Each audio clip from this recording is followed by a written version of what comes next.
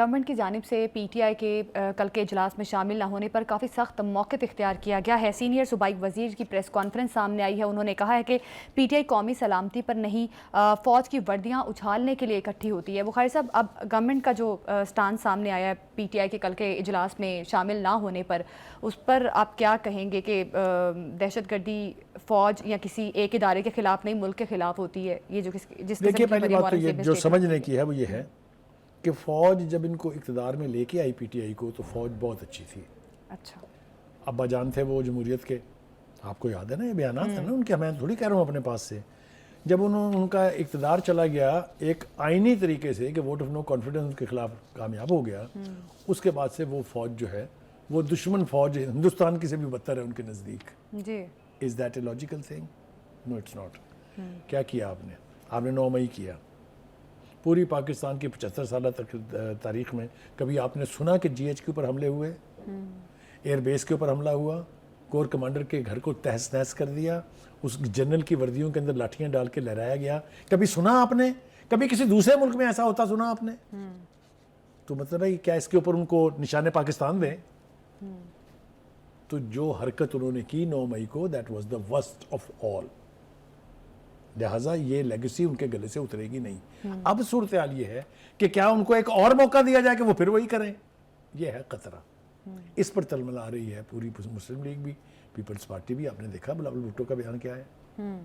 تو کہنے کا مطلب یہ ہے کہ یہ جو ریئیکشن آپ جس کا ذکر کیا آپ نے کہ بڑا سخت ہے, اس لیے کہ حرکت بھی اتنی ہی سخت ہے. اس میں بھی انہوں نے یہ کہا کہ 4 دفعہ اس طرح کی کانفرنسز بلائی گئی, موصوف چاروں میں نہیں گئے.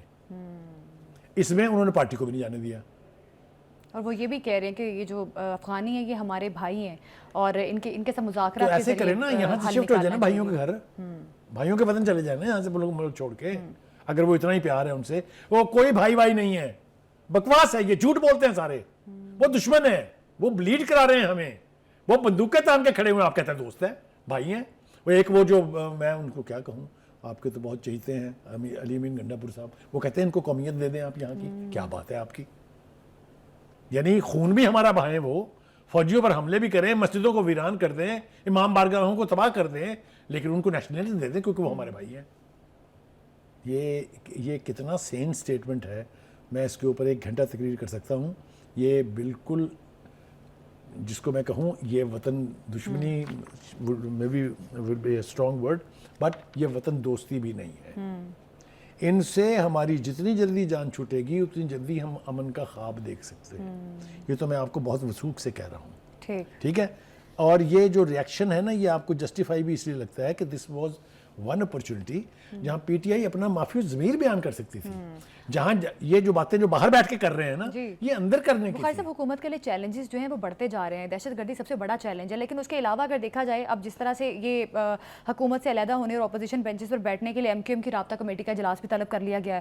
کیا لگ رہا ہے جو ان کی جانب سے جو شکایات یا جو گلے شکوے کیے جا رہے ہیں کہ جو ہمارے ساتھ وعدے کیے گئے تھے وہ حکومت نے پورے نہیں کیے, کیا لگتا ہے یہ بھی ایک چیلنج حکومت کے لیے بنتا ہوا نظر آ رہا ہے آپ کو؟ دیکھیے, کچھ جماعتیں ایسی ہیں جن کی کچھ روایات ہیں. ٹھیک. یہ ایم کیو ایم جو ہے یہ عادی ہے حکومتوں میں شمولیت کی بھی اور پھر درمیان میں بیچ میں چھوڑ جانے کی بھی. اچھا. کوئی 5 حکومتیں تو میں آپ کو گنوا سکتا ہوں جس کا یہ حصہ تھے شروع میں, اور کوئی سال بعد, کو 2 سال بعد, کو 2.5 سال بعد چھوڑ کے چلے گئے.